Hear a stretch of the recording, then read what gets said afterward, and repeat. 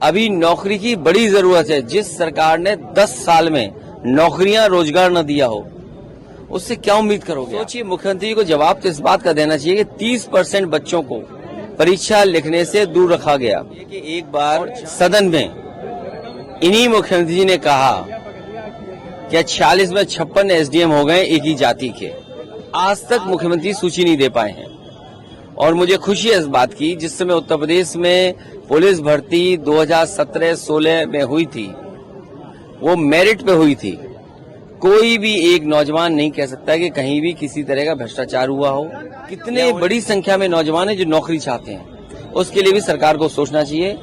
ये मुख्यमंत्री जाने वाले हैं, इसलिए इस तरह की भाषा का इस्तेमाल कर रहे हैं।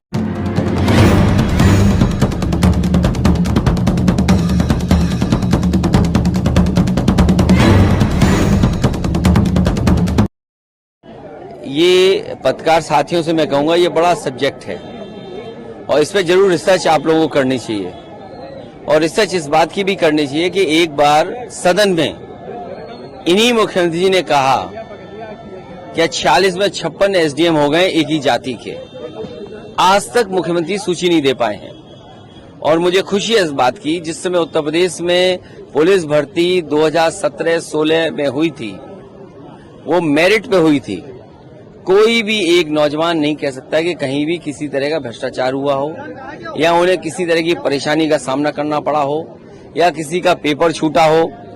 सोचिए, मुख्यमंत्री को जवाब तो इस बात का देना चाहिए कि 30% बच्चों को परीक्षा लिखने से दूर रखा गया और जानबूझ करके कि जो गांव गरीब बच्चे हैं, जो शहरों में या सेंटर नहीं ढूंढ सकते हैं, उनका पेपर छूट जाए, इसीलिए इकट्ठी भर्ती कराई।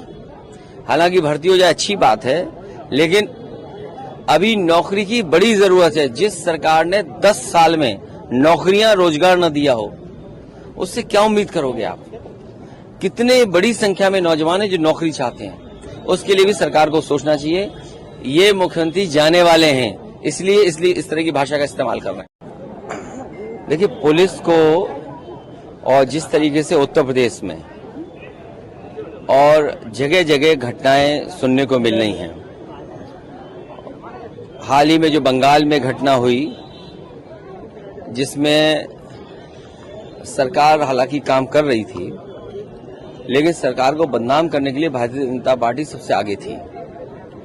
और उस समय जब ये आंदोलन बंगाल में कर रहे थे, उत्तर प्रदेश में आप जानते होंगे कई घटनाएं हुई हैं।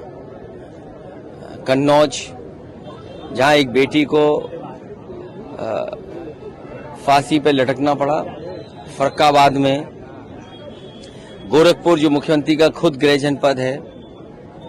इसी तरह प्रदेश में जगह जगह सूचना मिल रही है और जो आंकड़े बताते हैं उसमें उत्तर प्रदेश सबसे आगे है। महिलाएं जिसमें उत्पीड़न हो रहा है, उनके साथ अन्याय हो रहा है, जाने जा रही हैं, उनके सम्मान के साथ खिलवाड़ हो रही है।